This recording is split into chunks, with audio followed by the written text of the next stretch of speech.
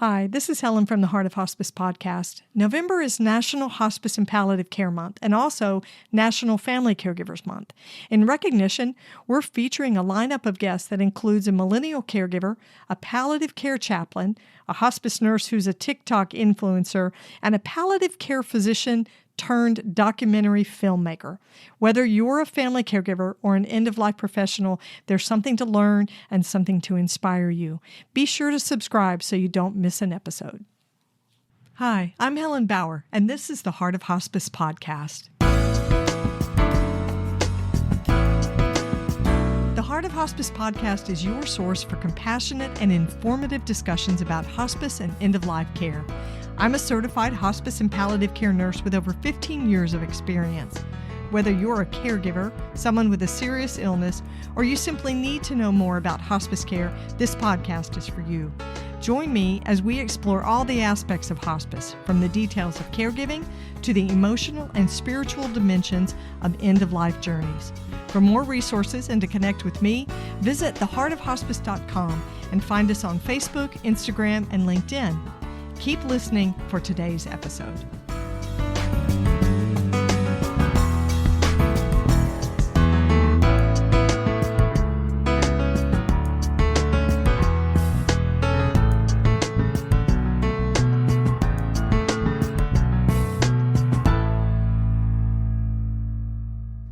This is the Whole Care Network.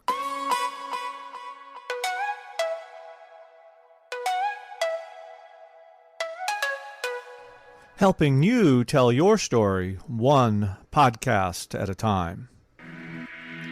Content presented in the following podcast is for information purposes only.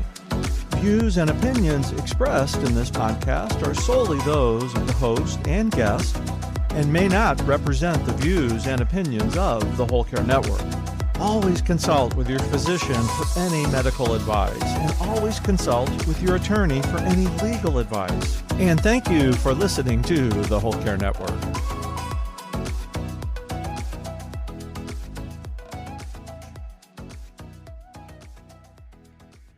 This episode is sponsored by Hospice Navigation Services. When you need information about hospice, Hospice Navigation Services is here to help. An expert navigator will answer your questions about end-of-life care and give you the tools to feel confident in your decisions. A hospice navigation session is a great way to troubleshoot your current hospice care. It's your journey. We can be your guide. Visit hospicenavigation.com to schedule your hospice navigation session today. Today's guest is a full-time millennial caregiver for her mom who is living with Alzheimer's disease. Jessica C. Guthrie is a visionary leader who's reshaping the caregiving landscape through lived experience as her mom's Alzheimer's caregiver and over a decade of executive leadership expertise. As founder of Career and Caregiving Collide and Jessica C. Guthrie Caregiving Consultancy, she champions dignified, empathetic care while helping organizations create innovative support strategies for family caregivers. She's a nationally recognized advocate in the caregiving field, and she bridges the gap between corporate initiatives and real caregiver experiences, ensuring diverse family voices drive meaningful changes in care solutions. Jessica Guthrie, at 26 years old, found herself being her mom's caregiver when her mom was diagnosed with early onset Alzheimer's. Her mother has been admitted to hospice, later discharged, and Jessica describes in her interview what it was like for her when the hospice services ended. She emphasizes how she's been inspired by being a millennial caregiver for her mom and how she wants to be a voice for other millennial caregivers. Jessica offered some special encouragement at the end of our conversation to caregivers who are just getting started in their caregiving experience. Her website is jessicacguthrie.com, and on Instagram, she's there as Career Caregiving Collide. Check the show notes for all that contact information. You'll find it there. Stay with me for the whole conversation that I had with Jessica. There's a lot to learn.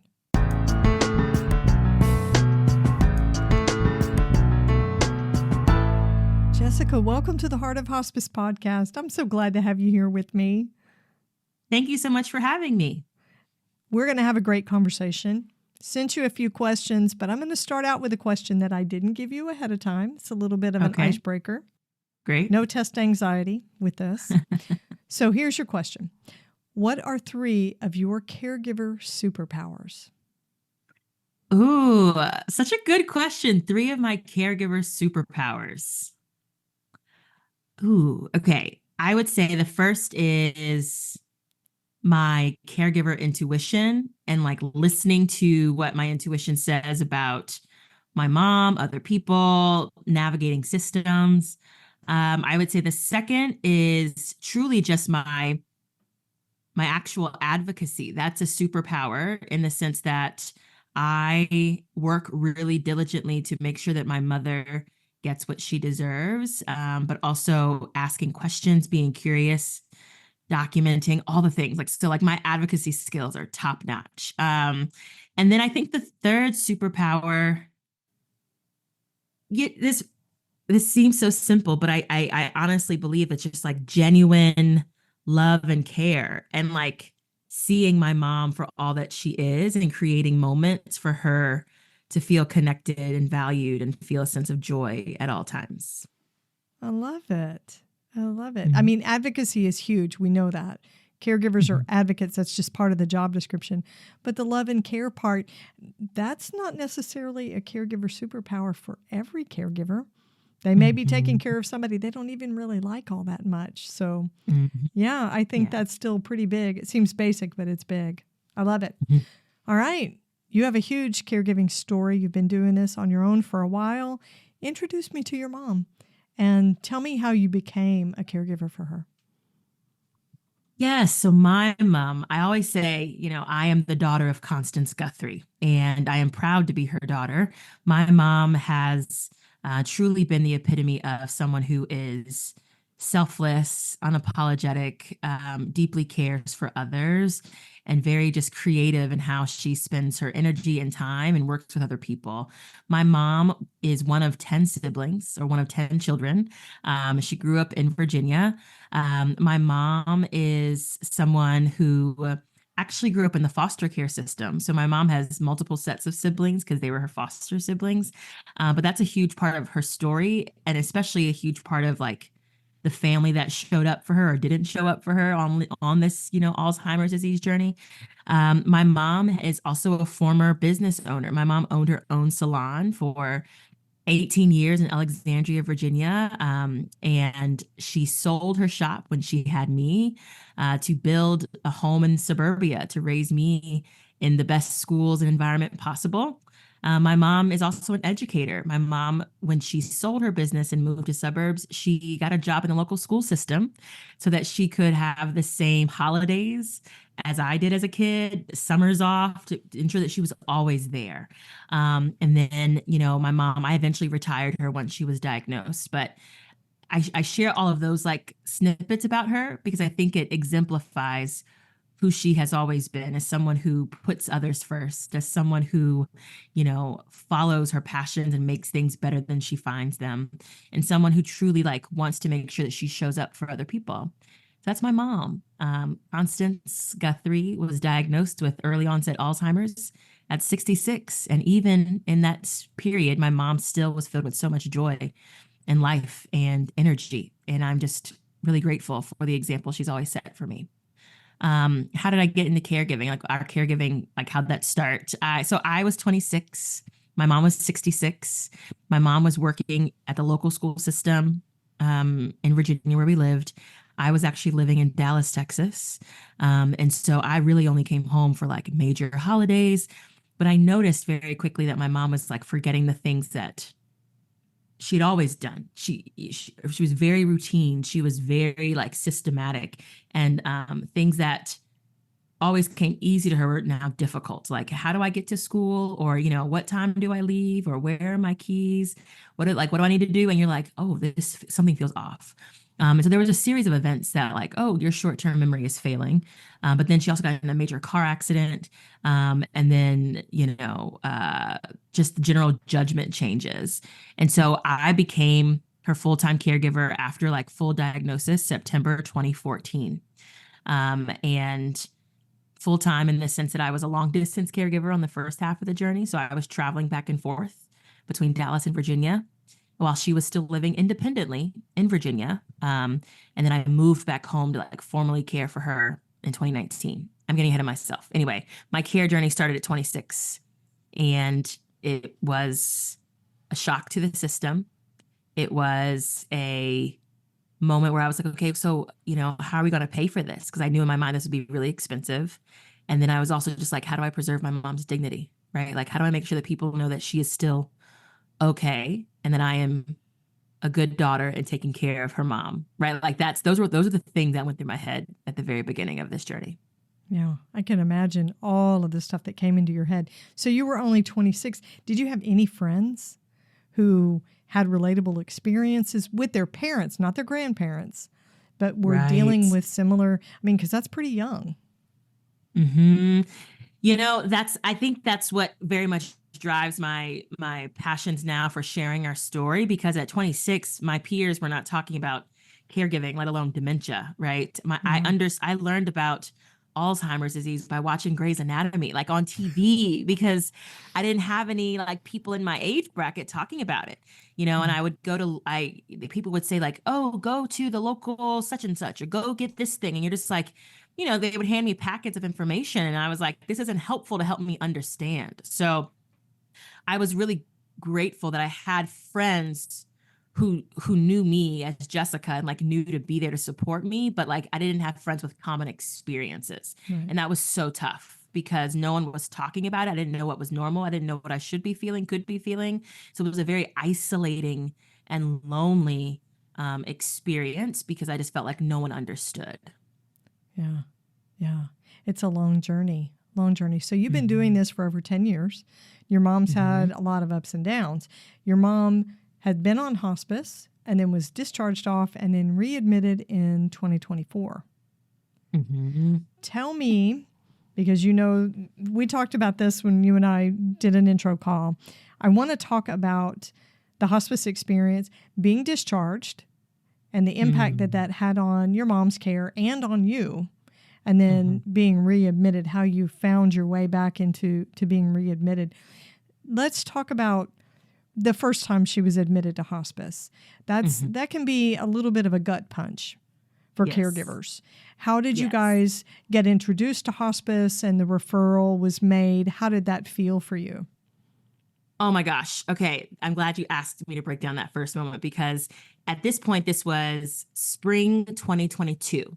And so from January through the month of May of 2022, my mom just experienced significant declines in her disease. And so everything from, she had a blood clot in her leg. She then started to struggle with her walking gait, which then turned into no longer being able to walk up the stairs, which then turned into falling and not being able to get up. And so, the fire department knew my name, knew our number by heart, because I was always calling them to have them help me get her up off the floor. What that then evolved into not being able to sit or hold herself up. And so I would literally prop my mom up with pillows just to keep her sitting up, or she would lean to the side, which then, evolved into no longer being ambulatory. So her ability to get up, to stand, to walk. And so I watched my mom over the course of a really short amount of time, just go from being someone who was moving, shaking, grooving, to now being fully bedbound and fully incontinent, which we already were before 2022, but now doing that in the bed, not being able to get to the bathroom. She had lost weight. Her appetite had changed. And then she also had she had 2 infections back to back, the last one at the end of April that put her in the hospital. And so I had all these data points that, were very, for me, right, very scary, right? I really thought she was dying in 2022 because the things were happening so fast.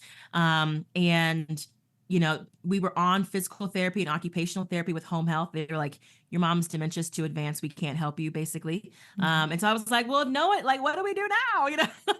And so that's when I called her primary care physician, I was naming all the things that I just shared with you. Plus her eating had changed. She was starting to cough while eating. And the doctor was like, your mom sounds like a strong candidate for hospice. Now in the moment, right? Because we don't talk about end of life. We don't talk about like palliative care supports. We don't talk about hospice openly enough for people to understand the power of hospice early.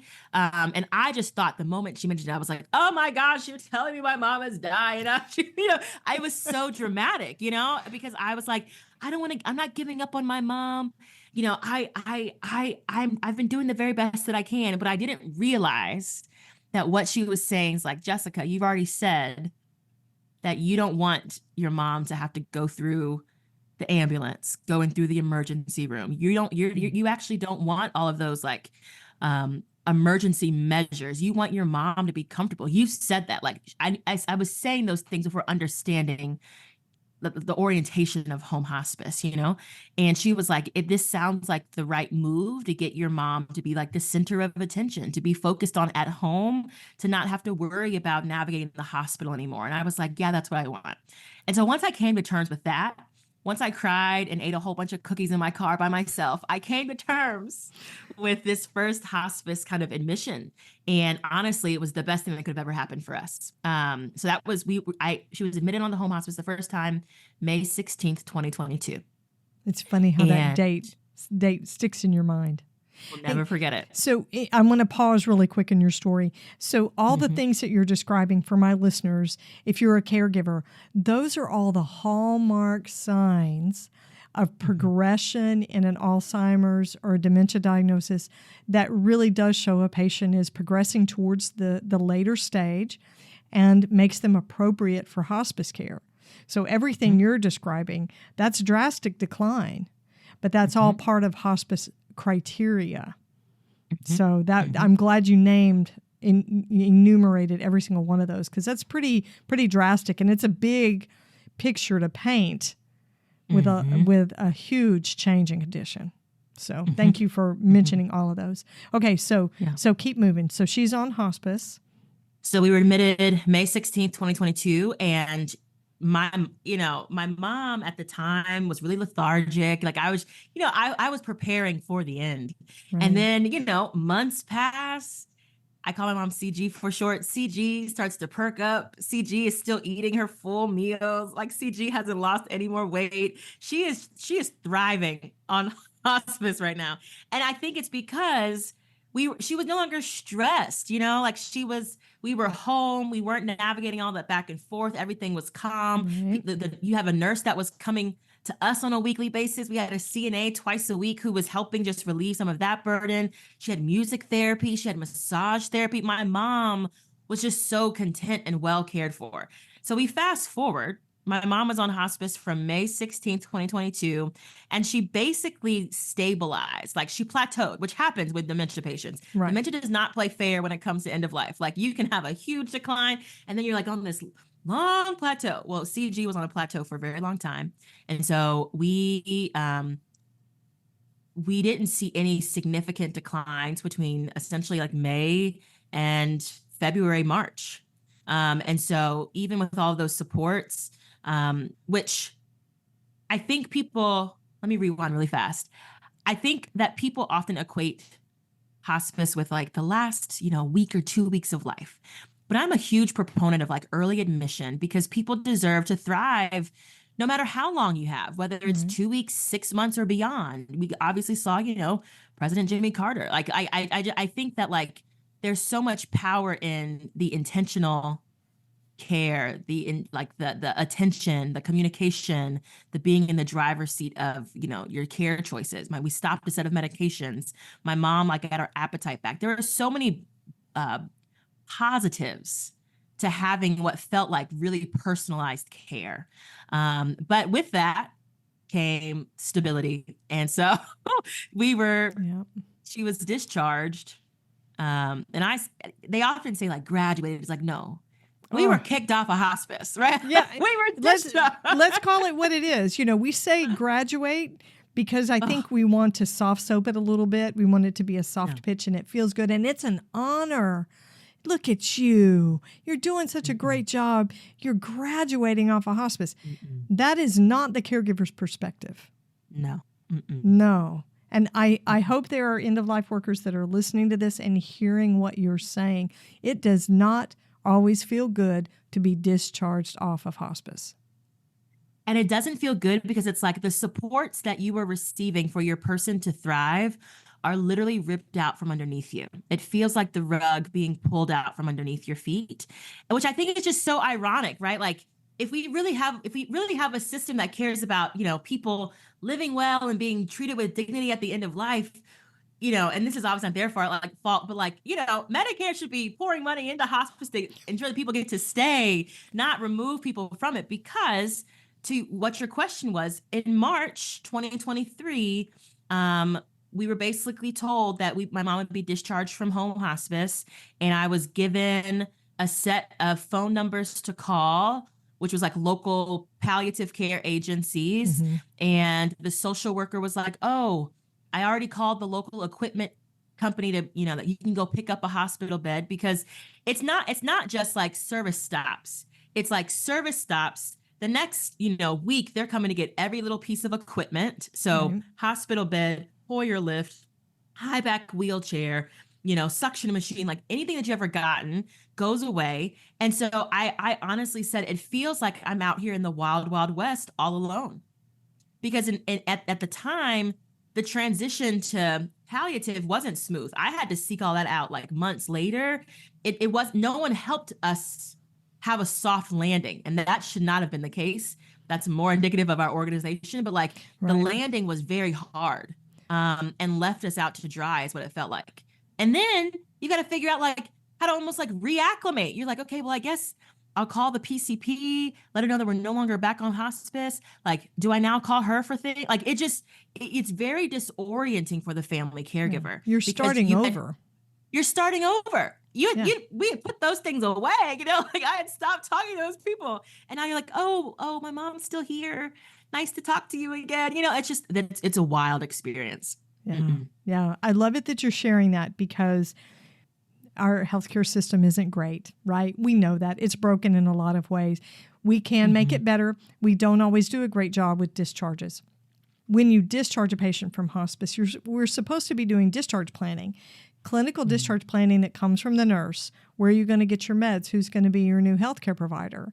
How are they going to get back and forth? Because we've been coming to your home with every discipline, right? We can even have medications delivered to your home. Every piece of equipment that you needed, we furnish that. All of that changes. And then there should be psychosocial discharge planning as well. What meal support do you need? What caregiving support? Now the aid's not going to be in there to add in some help for the everyday personal care. Where is that support going to come from? Does the patient even qualify for those things? So discharge planning is key. If you are a caregiver listening to this, please know that it is your right and it is a regulatory requirement for the agency who's seeing you to provide you with discharge planning. They are not supposed to make you feel like you're describing, Jessica, pulling that rug out from underneath you. You should never feel like that. It should never be that hard. It's supposed to be a continuum and transitioning, not this drop where the caregiver has to claw their way out to figure out where the resources and the support comes from. So you did all of that and got your mom set up again, got her.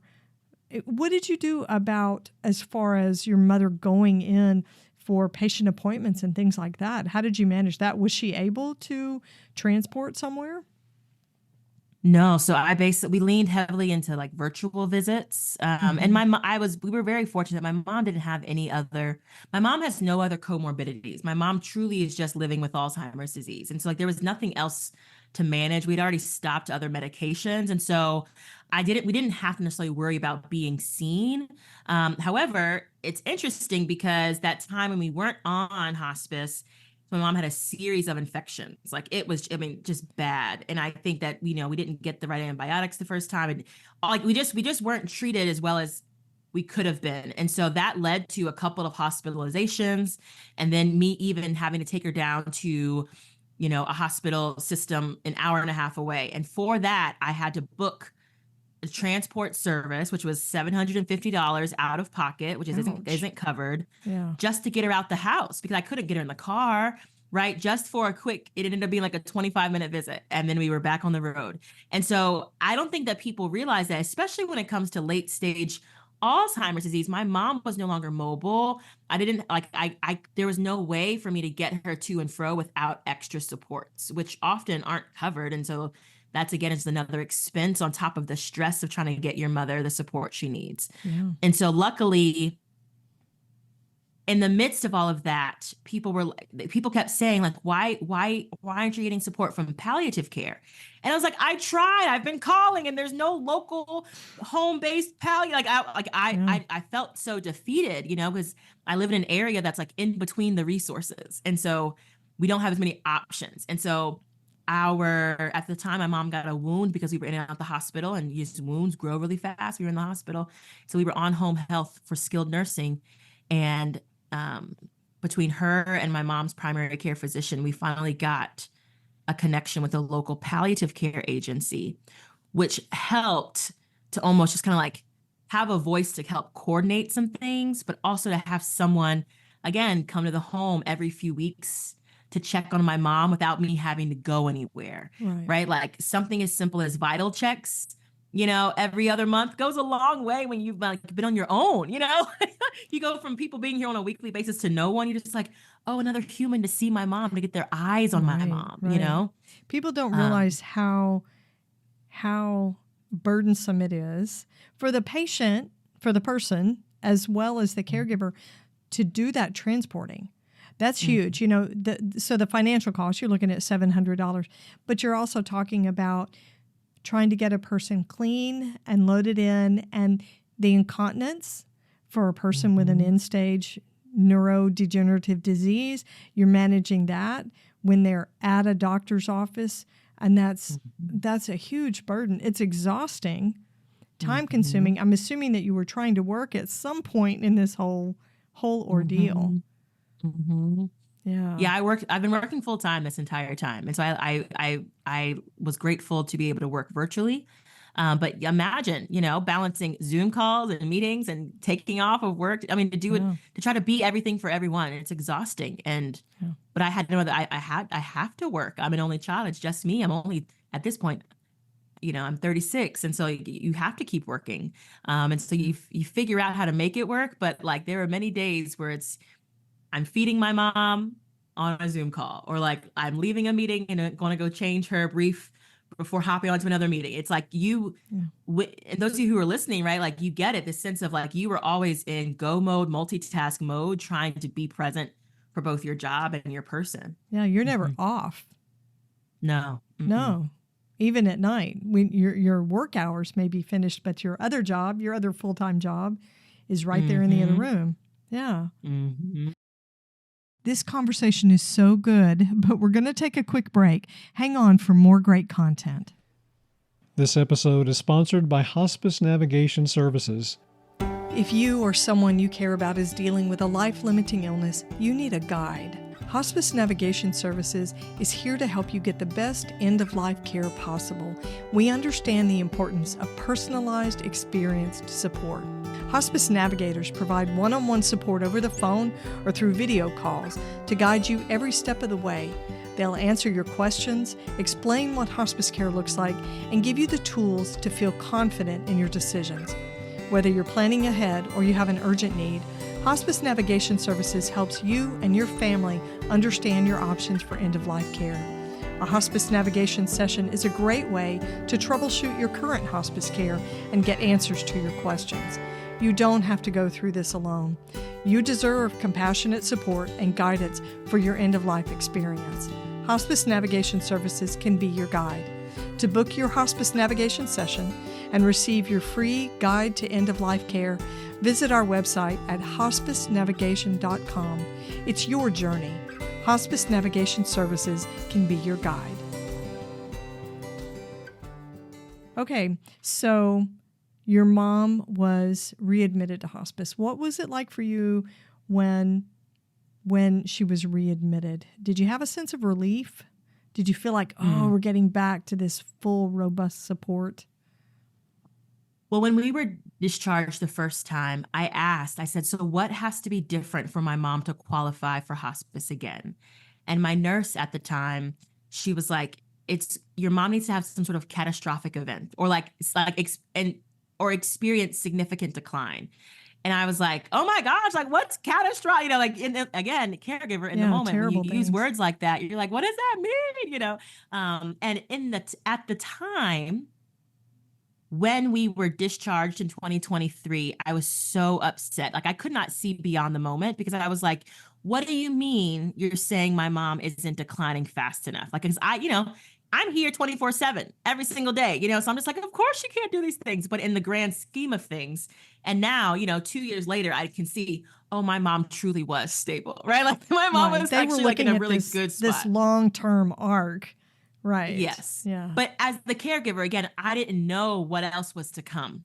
And so I share that in the sense of let's fast forward to 2024, when I make the decision to put her on hospice again.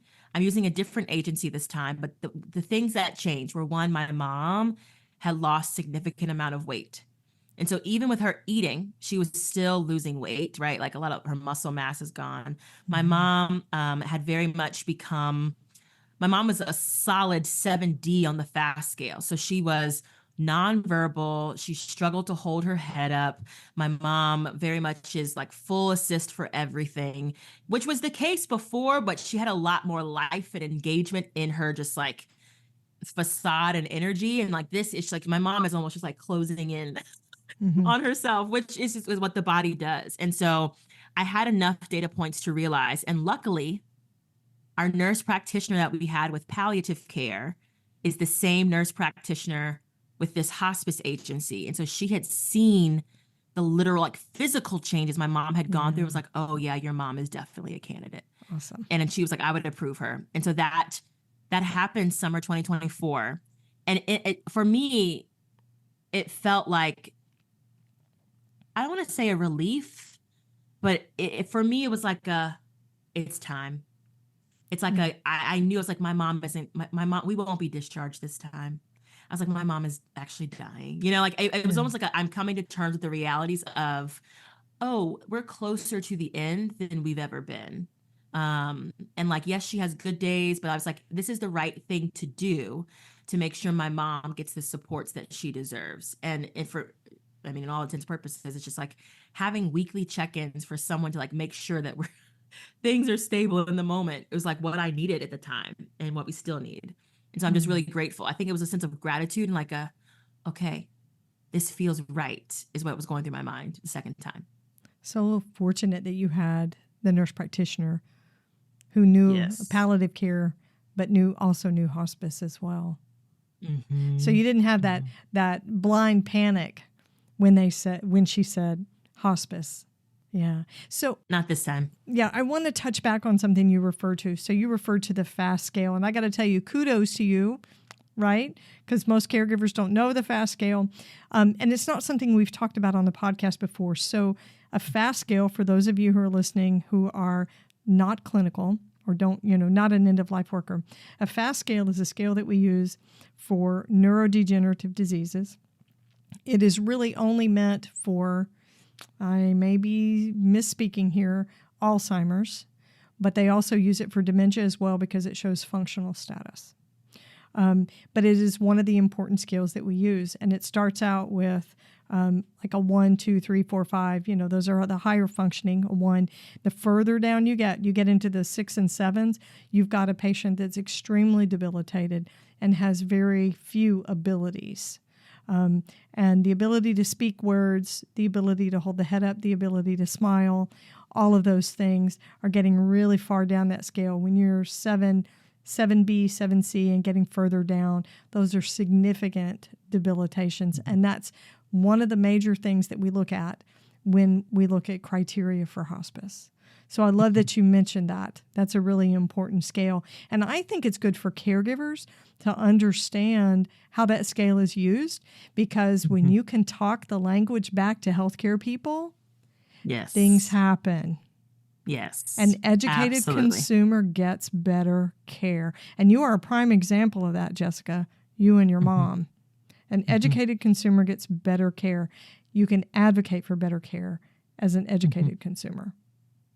I love that. I love that. So let's get a little bit personal and nitty gritty. How are you inspired by your caregiving role? What inspires you?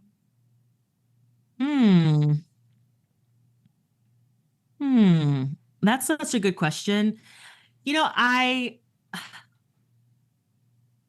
few things come to mind. One is like, you don't realize how resilient and powerful and strong you are until you navigate caring for someone living with dementia.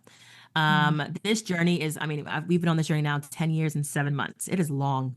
And every like phase, like every shift or change in your person, like you learn a whole new set of skills. You learn how to adjust and adapt. I think, yes, I've always known that I've been like strong, independent, great, all things, but like nothing challenges you more than having to think about the care of someone else and then like evolving as that person evolves. And that is both, it's just a huge reflection, and it is inspiring when you think about that and being on that journey, and realizing just like how amazing the human really is, like to adapt and to help and step in and care in the way that at least I can say that I have over the last 10 years and 7 months.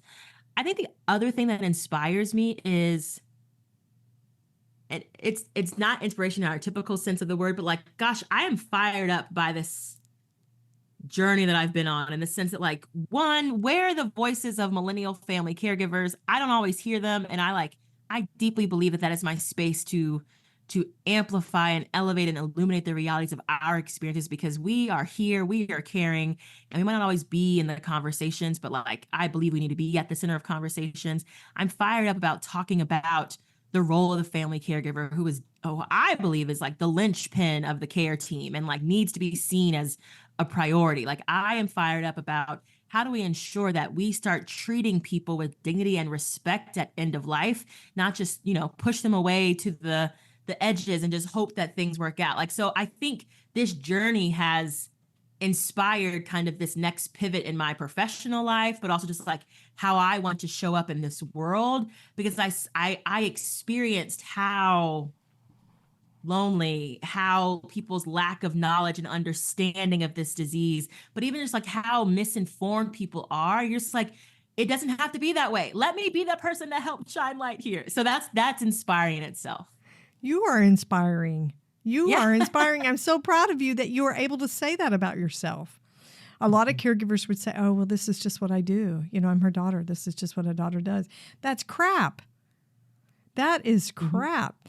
Caregiving is isolating, and it's my personal experience and belief that caring for someone with Alzheimer's or dementia is a very isolating type of caregiving, more so than other diagnoses. I think it's harder. So those millennials, the more you're isolated, the less your voice gets heard. So the fact that you are out there yelling at the top of your lungs, we are here and we are doing this work, I think that's so valuable. And I love it that you see your value. That's wonderful. Good for you. I think that's awesome. Thank you. Okay, so on the flip side of that, what is it about caregiving that you struggle with the most? What do you really dislike? What's one task that you really hate?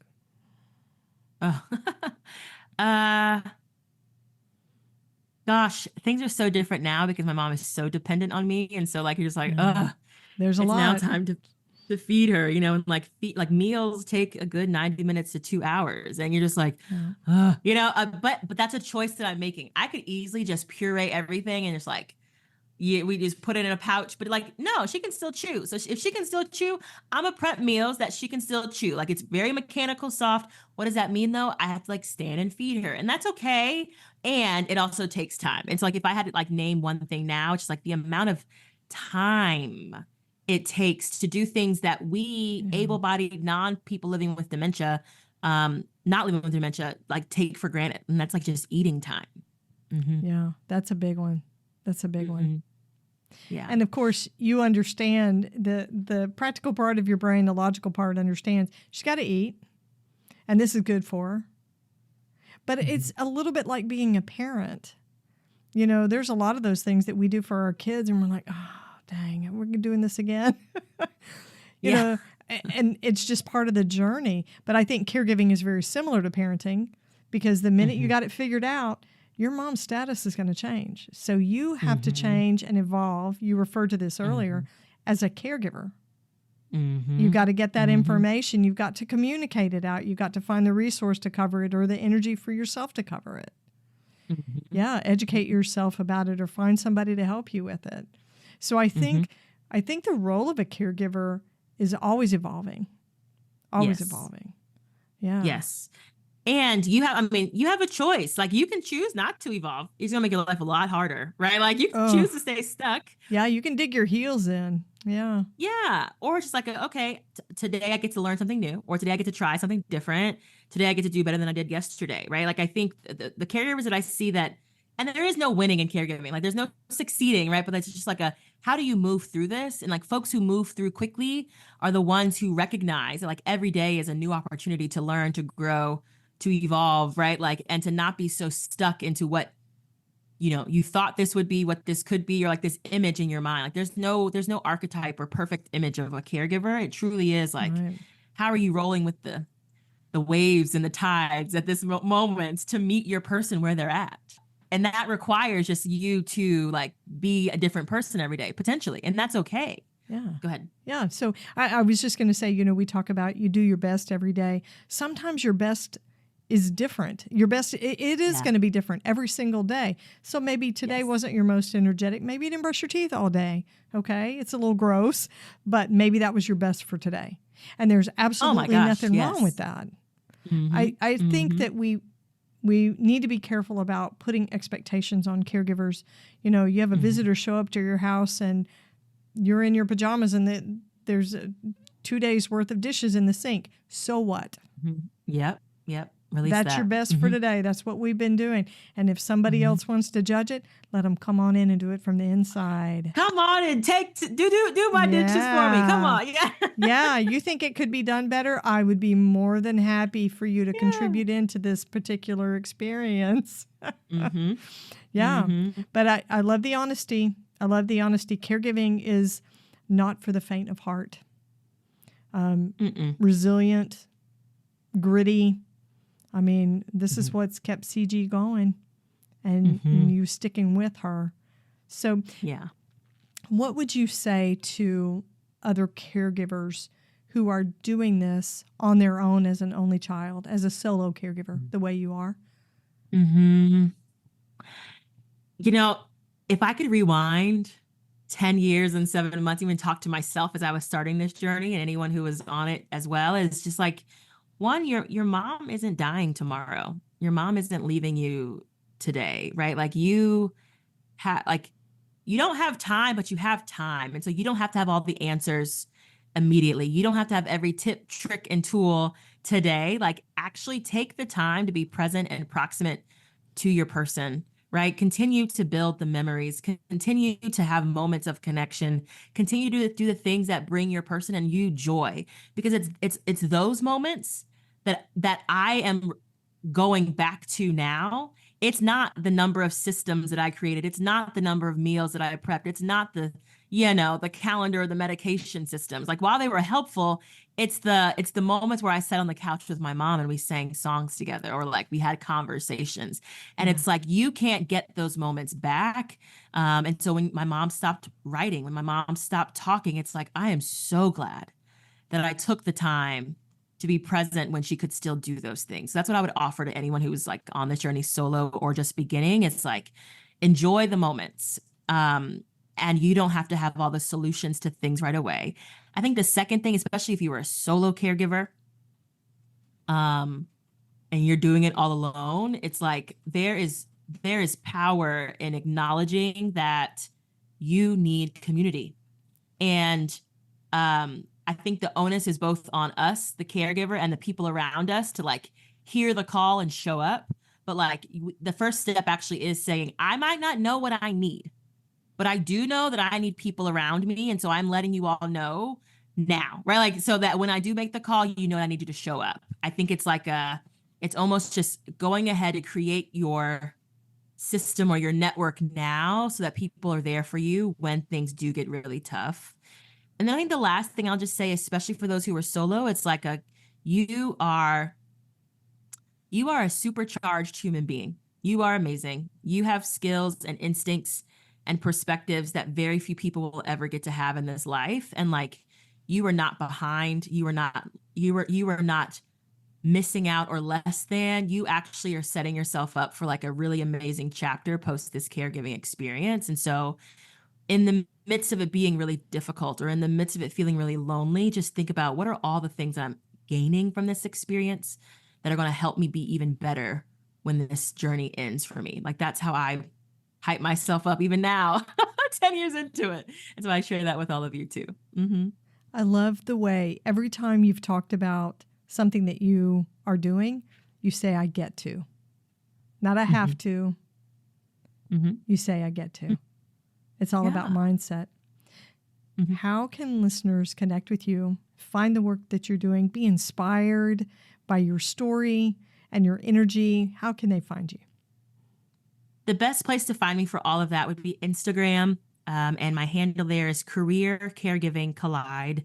Career Caregiving Collide. If you're like, I don't do Instagram, I don't know how that works, you can just go to my website at jessicacguthrie.com.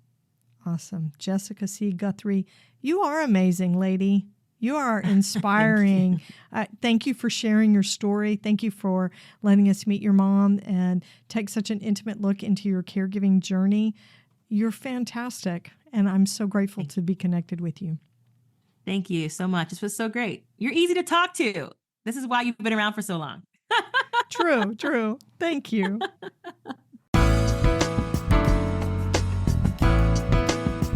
Thanks for listening to the Heart of Hospice podcast.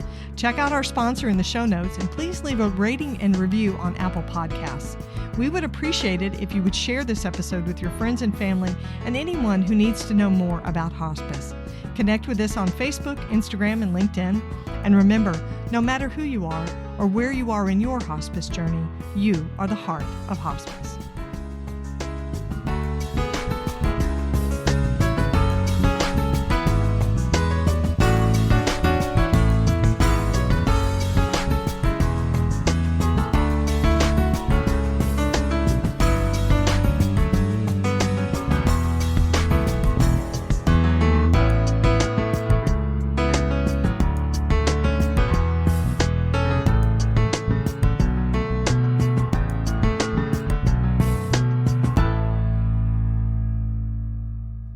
This is the Whole Care Network.